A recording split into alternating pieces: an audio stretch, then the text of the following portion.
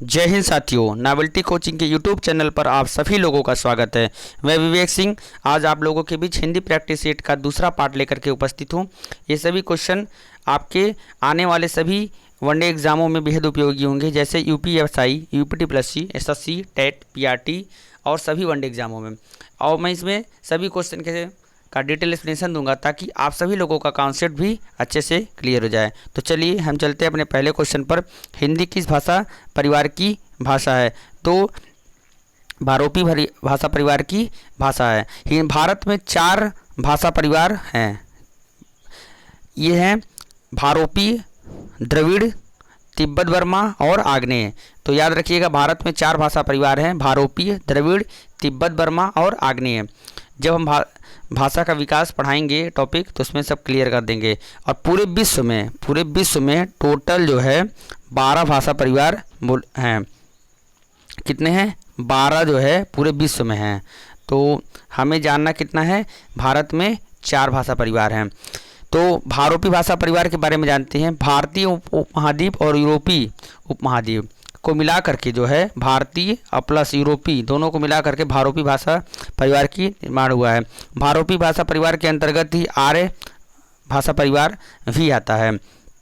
इसी में हिंदी, गुजराती, संस्कृत, सिंधी, हिंदी, गुजराती, सिंधी, कश्मीरी, उत्तर भारत की जो है अधिकांश भाषाएं इसमें आती हैं। उसके साथ विदेशी भाषाओं में अंग्रेज़ी, इंग्लिश, जर्मन, फ्रांसीसी, रूसी, फारसी और ग्रीक, ये सभी जो हैं हमारे भारोपी भाषा परिवार की अंतर्गत आते हैं। तो चलिए हम अगले क्वेश्चन पर चलते हैं।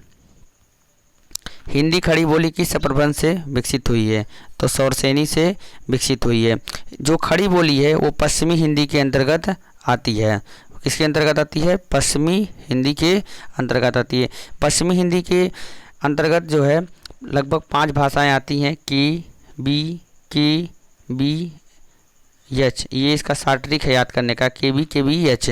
के से हमारा हो जाएगा खड़ी बोली, बी से हो जाएगा हमारा बुंदेली, और के से हो जाएगा कन्नौजी, बी से हो जाएगा ब्रजभाषा और एस से हो जाएगा हरियाणवी।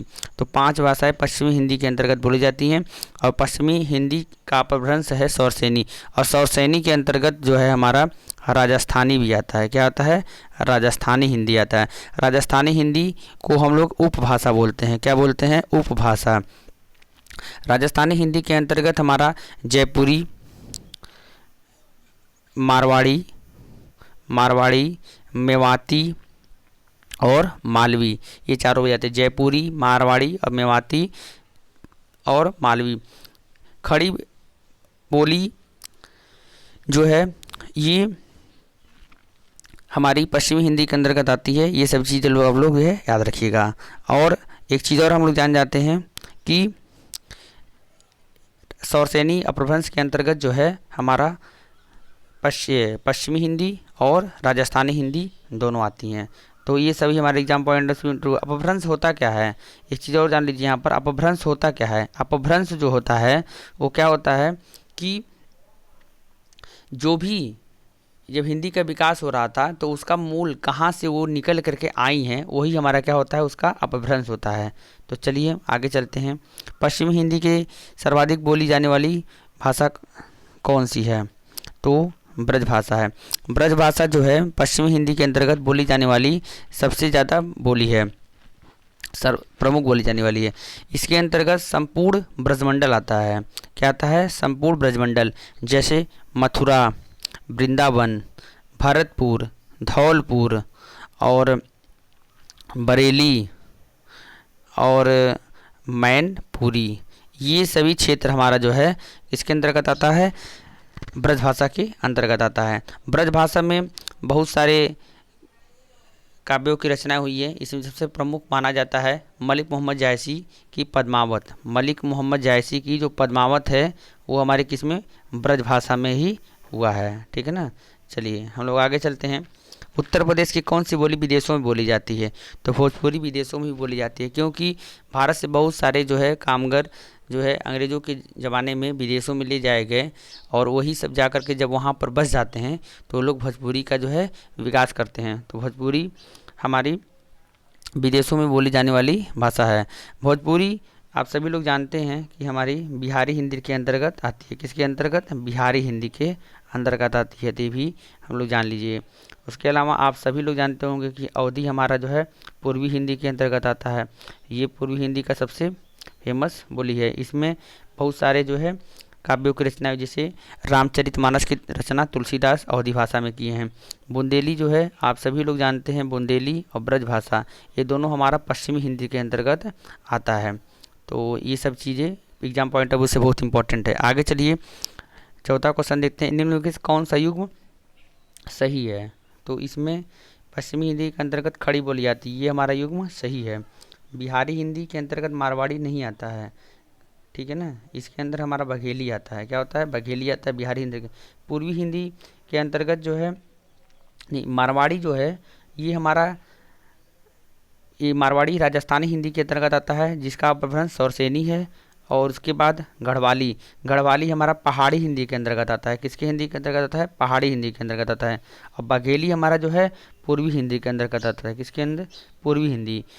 और पूर्वी हिंदी के अंतर्गत हमारा 3 लैंग्वेज आता है, ए बी सी। ए से हमारा अवधी हो जाएगा, बी से बघेली और सी से छत्तीसगढ़ी, ठीक है ना। आगे चलते हैं हम लोग।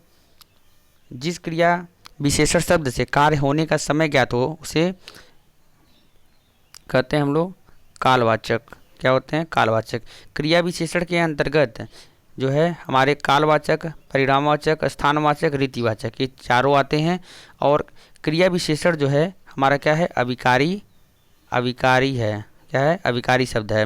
अविकारी शब्द के अंतर्गत 4 आते हैं, क्रिया विशेषण, समुच्चयवाचक, संबंधवाचक और विस्मयादिवाचक, 4 आते हैं। और इन चारों जो है इनको हम लोग क्या बोलते हैं? अव्यय भी बोलते हैं। क्या बोलते हैं? अव्यय।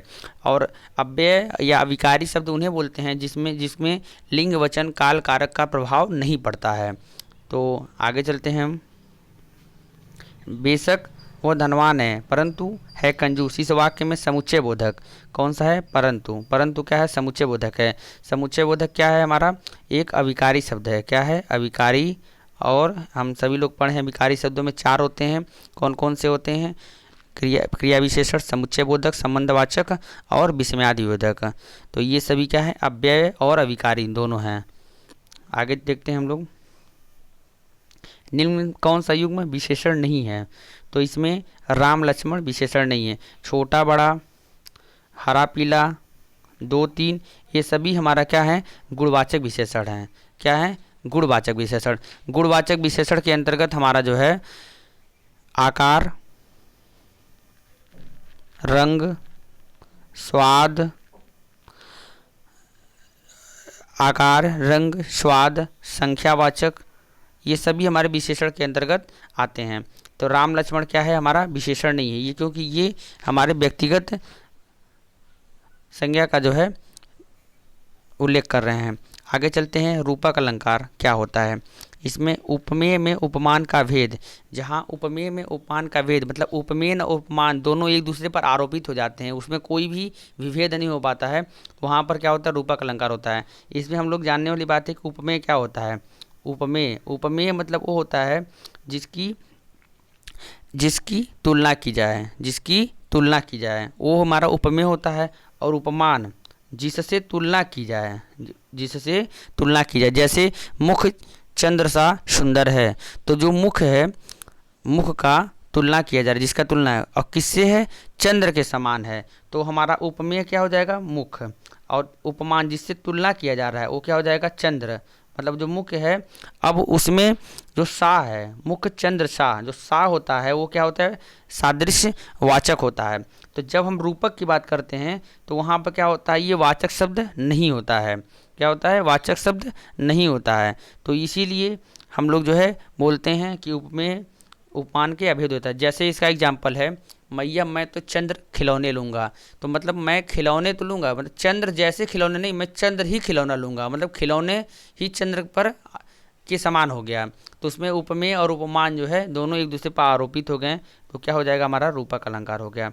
आगे देखते हैं हम लोग, निम्न में से कौन सा तद्भव शब्द है? तो भावरा, जहाँ पर भी ये चंद्र बिंदु होगा वो हमेशा किस पर होगा? तद्भव में। लेकिन अगर यही जहाँ पर अनुस्वार होगा वहाँ पर क्या होगा? हमेशा तत्सम होगा। क्या होगा? तत्सम। तो ये चीज़ें जान लीजिएगा, हम जब तत्सम तत्व पढ़ाएंगे तो उसमें बताएंगे, बहुत सारे ट्रिक हैं जिससे हम लोग देखते ही पहचान लेंगे कि कौन सा तत्सम है कौन सा तद्भव है। आगे चलते हैं, सही विराम चिन्हों वाला वाक्य कौन सा है? तो हमारा होगा सी। छी तुमने तो नाम ही डुबो दिया। जब भी ये हमारा क्या है? विस्मयादि वाचक है।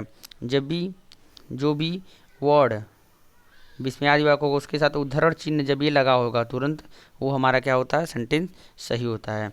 आगे चलते हैं, ज्ञ वर्ड किस वर्डों के संयोग से बना हुआ है? तो ज्ञ वर्ड ज और इया शब्दों से बनकर बना है। हम ये हमारा क्या है? संयुक्त अक्षर है। क्या है? संयुक्त अक्षर है। संयुक्त अक्षर कितने होते हैं? 4 प्रकार के होते हैं। कौन कौन से होते हैं? छत्री वाला छ, ज्ञ, त्र और स्र, ये हमारे क्या होते हैं? संयुक्त अक्षर। जो छ होता है वो बार हमारा क और प्लस स से मिल करके बना होता है। आगे देखते हैं हम लोग, योगारूढ़ शब्दों की पहचान करें। तो योगारूढ़ शब्द जो है हमारे पीताम्बर है। जब भी कोई भी शब्द किसी तीसरे का बोध करा है, जैसे गजानन, ये गजानन मतलब गज है जिसका आनंद, ये हमारा किसका बोध करा रहा है? गणेश भगवान का। उसके बाद जब से बोलेगा कि दशानन, दशानन जो है हमारा किसका बोध कराएगा? दस है आनंद जिसका ना, वो हमारा जो है किसका बोध कराएगा? उसका जो है बोध कराएगा हमारा, 1 मिनट,